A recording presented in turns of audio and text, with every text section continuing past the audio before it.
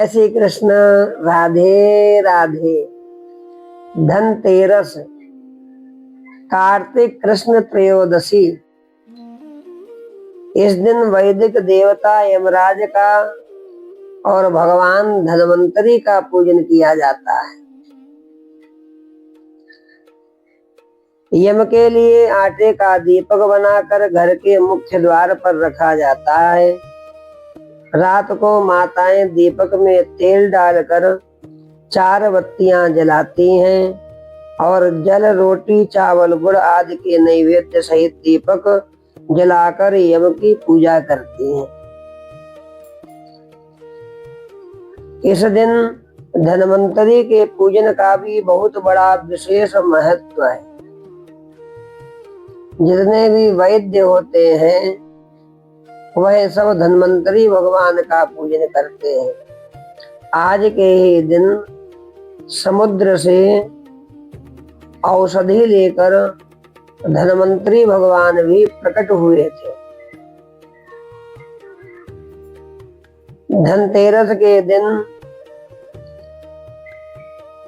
नए बर्तन खरीदना चाहिए, चांदी खरीदनी चाहिए, स्वर्ण भी खरीदना चाहिए, परंतु विशेष रूप से धन्वंतरी भगवान का पूजन और यम दीप का दान अवश्य करना चाहिए। यह विशेष है।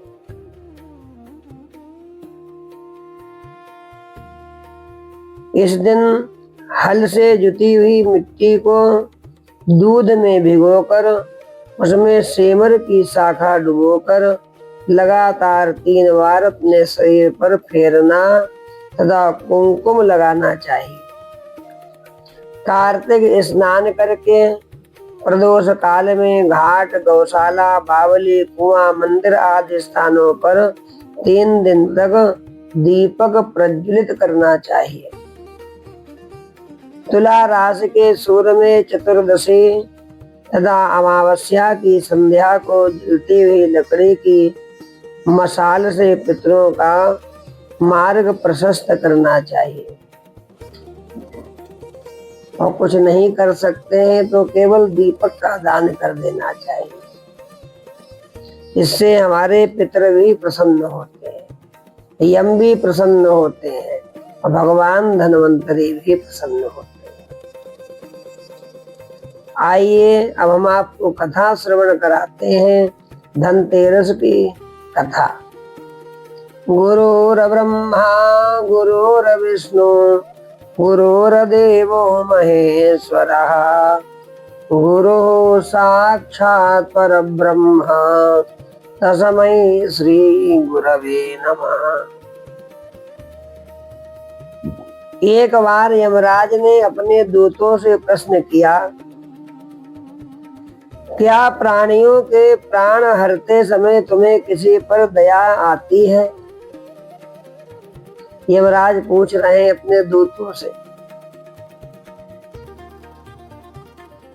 यमदूत संकोच में पड़कर बोले, नहीं महाराज, हम तो आपकी आज्ञा का पालन करते हैं, हमें दया भाव से क्या प्रयोजन है? यमराज ने फिर प्रश्न दोहराया, संकोच मत करो, यदि कभी कहीं तुम्हारा मन पसेजता है तो निडर होकर कह डालो, बताओ। तब यमदूतों ने कहा, एक घटना ऐसी घटी है जब हमारा हृदय कांप गया। हंस नाम का राजा एक दिन शिकार के लिए गया। वह जंगल में अपने साथियों से बिछुड़कर भटक गया और दूसरे राज्य की सीमा में चला गया।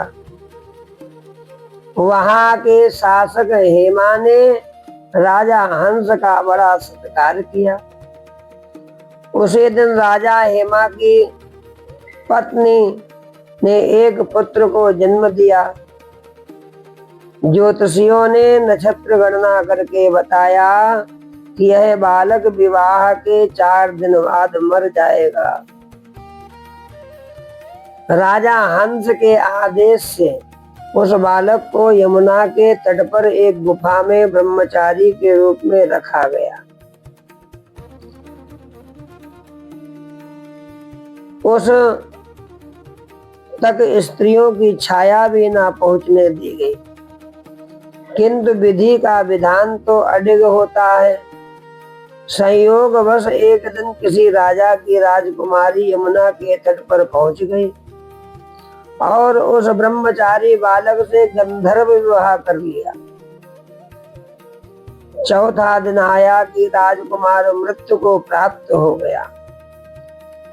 उस नव प्रणीता का करुणा भरा विलाप सुनकर हमारा हृदय महाराज कांप गया। ऐसी सुंदर जोड़ी हमने कभी ना देखी थी। वे कामदेव तथा रति से कम ना थे। इस युवक को कालग्रस्त करते समय हमारे अश्रु थम ना पाए थे। यमराज ने द्रवित होकर कहा, क्या किया जाए बताओ, क्या किया जाए बताओ। विधि के विधान की मर्यादा है तो ऐसा अप्रिय कार्य करना पड़ा।